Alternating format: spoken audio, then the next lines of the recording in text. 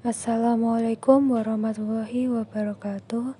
Kami dari kelompok 2 akan menjelaskan sedikit mengenai reproduksi pada Aves.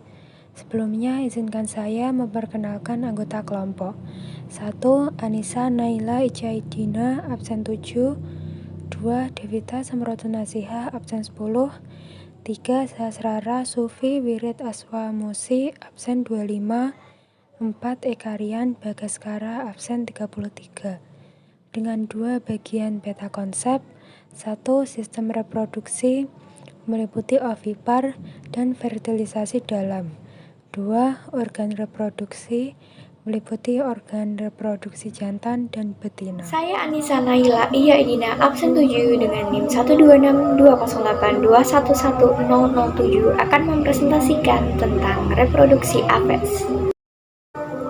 Aves merupakan hewan ovipar dengan fertilisasi di dalam meskipun tidak memiliki alat kelamin luar. Caranya adalah dengan menempelkan kloaka. Fertilisasi akan berlangsung di daerah ujung ovidak pada saat sperma masuk ke dalam ovidak.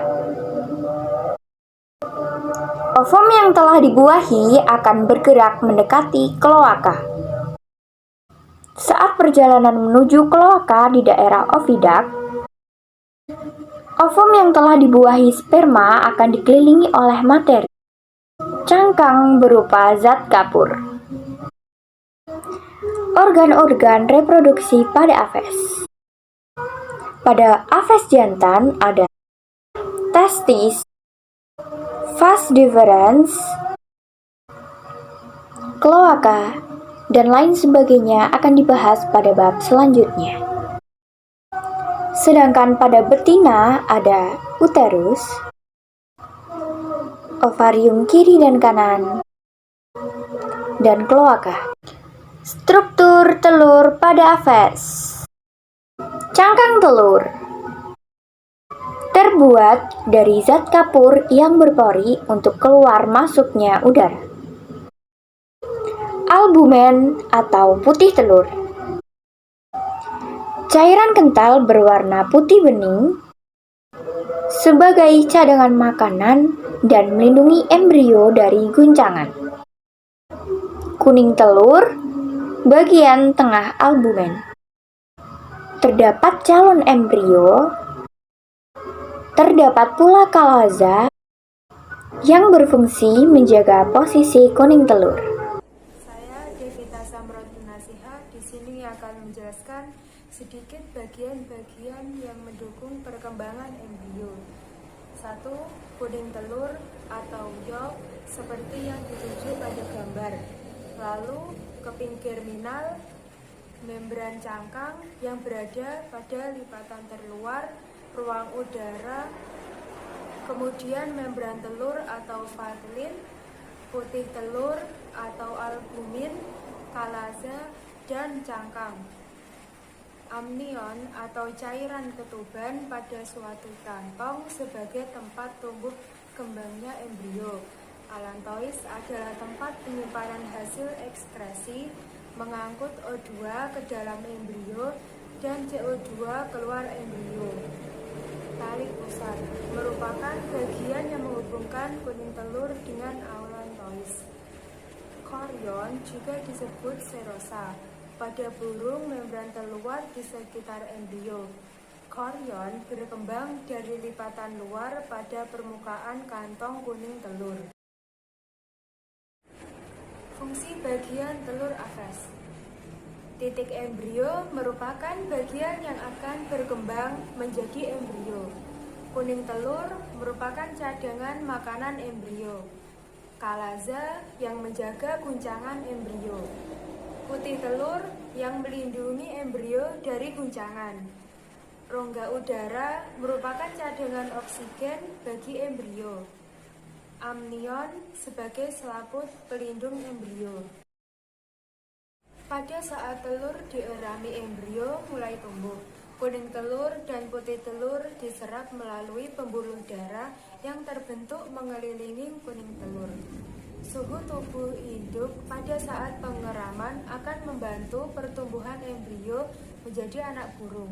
Anak burung menetas dengan memecah kulit telur menggunakan paruhnya dengan keadaan mata yang masih tertutup.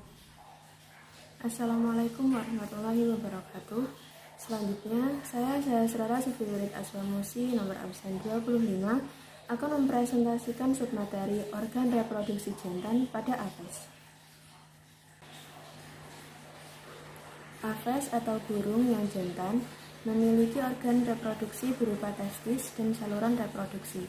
Testis ini berjumlah sepasang yang berhimpit dengan ureter dan bermuara di kloaka. Bentuknya oval atau bulat, permukaannya licin, terletak di sebelah ventral lobus penis bagian paling kranial. Pada musim kawin, ukurannya akan membesar. Di tempat inilah dibuat dan disimpan spermatozoa. Sedangkan saluran reproduksi, tubulus mesonephros ini membentuk ductus afferens dan epididymis. Ductus Wolff bergelung dan membentuk ductus deferens.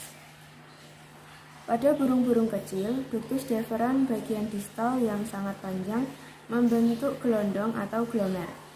Di dekat glomer bagian posterior dari ductus efferens yang berdilatasi membentuk ductus ampulla yang bermuara di kloaka sebagai ductus ejaculatori. Ductus afferens ini berhubungan dengan epididymis yang kecil, kemudian menuju ductus deferens.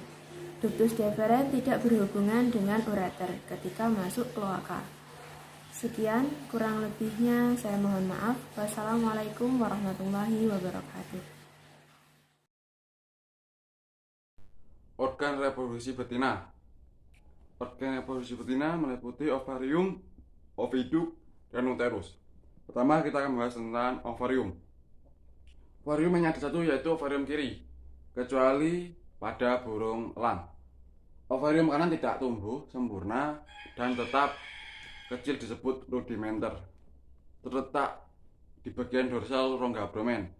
Dilekati suatu corong penerima ovum yang dilanjutkan oleh oviduk. Dengan demikian, saluran reproduksi burung yang berkembang juga hanya bagian kiri. Saluran reproduksi ini akan bermuara di kloaka.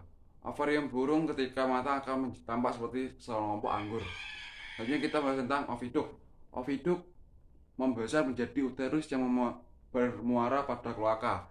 Saluran reproduksi oviduk yang berkembang ini sebelah kiri, bentuknya panjang, bergulung. Diletakkan pada dinding, tumbuh oleh mesosulfing dan dibagi menjadi beberapa bagian.